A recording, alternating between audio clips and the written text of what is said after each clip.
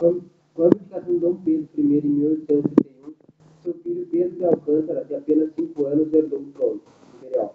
O Brasil foi governado então por regentes, que conduziram o governo até que o herdeiro atingisse a maioridade e assumisse o trono. A regência inaugurou uma nova fase da história do Brasil Império, marcada pela eclosão de inúmeras rebeliões sediciosas e pela reorganização das forças políticas nacionais. Antes da abdicação de Dom Pedro I, 3 correntes políticas predominavam no cenário nacional, organizadas em 2 partidos políticos. O Partido Português representava basicamente os interesses da alta burguesia do Estado, dos comerciantes portugueses ligados ao antigo comércio colonial. No início do período presidencial, porém, essas forças políticas se organizaram, surgiram então 2 novos partidos, o Partido Moderado e o Partido Exaltado. Partidos políticos no período imperial. O Partido Moderado, apelidado de Chimangos, passou a representar unicamente os interesses dos grandes proprietários agrários. Eram defensores da escravidão, da monarquia moderada, isto é, sem absolutismo, da preservação da unidade territorial do país e da ampliação da autonomia das províncias. Os líderes mais importantes eram o padre Diogo Antônio Feijó, Evaristo da Veiga e Bernardo Pereira de Vasconcelos. O Partido Exaltado, apelidado de Farroupilhas, passou a representar os interesses das camadas urbanas. Defendia a ampla descentralização do poder através da autonomia administrativa das províncias e instauração do sistema federalista. Desejava substituir a monarquia pelo regime republicano. Seus principais líderes foram Borges da Fonseca Vélez, Augusto Maia e Cipriano Barato. O Partido Português, por outro lado, apenas modificou sua denominação para Partido Restaurador. E seus membros foram apelidados de Caramurus. Os restauradores tinham como principal objetivo articular o retorno de Pedro I ao trono imperial. Defendiam um regime absolutista e centralizador. Seu principal líder foi José Bonifácio de Andrada e Silva.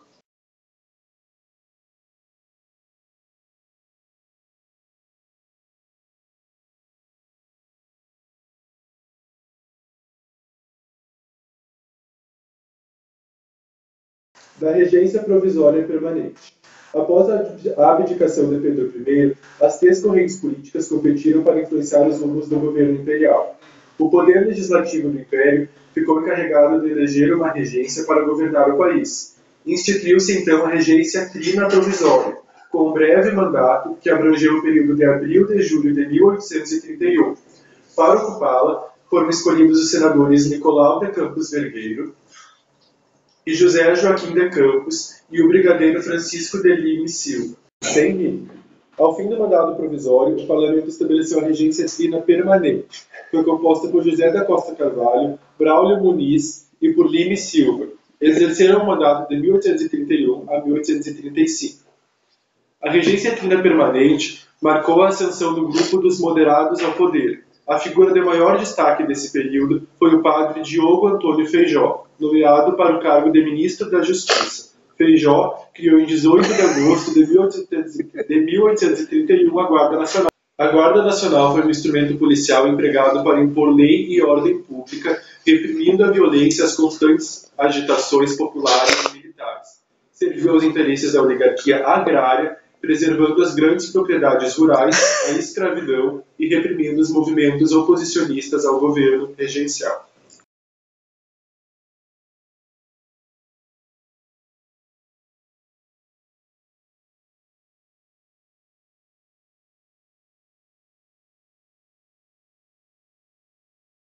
Regência Una. Em 1834, os políticos moderados conseguiram fazer uma reforma na Constituição do Império, instituindo o ato adicional.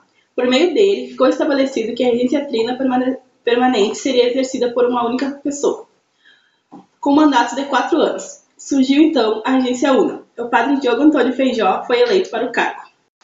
Ele exerceu o mandato de 1835 a 1837.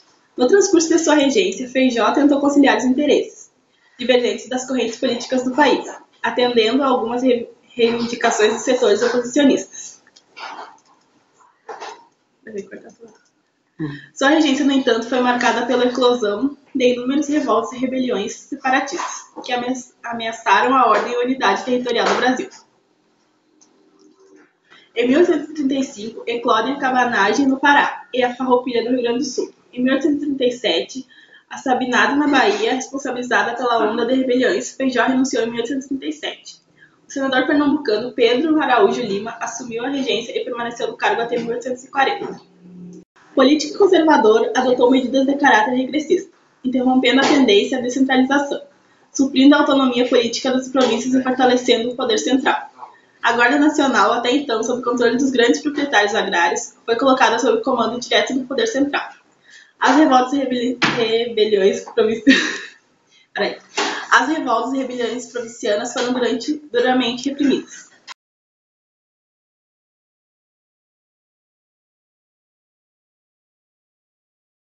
Emancipação de Dom Pedro II. Para os políticos e parlamentares do Império, a principal causa da instabilidade e crise política reinante do país devia-se à instituição das regências eletivas em vigor. Não obstante, a pouca idade do herdeiro do trono dificultava outra solução. A partir de 1837, porém, parlamentares da corrente liberal apresentaram alguns projetos de lei que previam a antecipação da maioridade do imperador.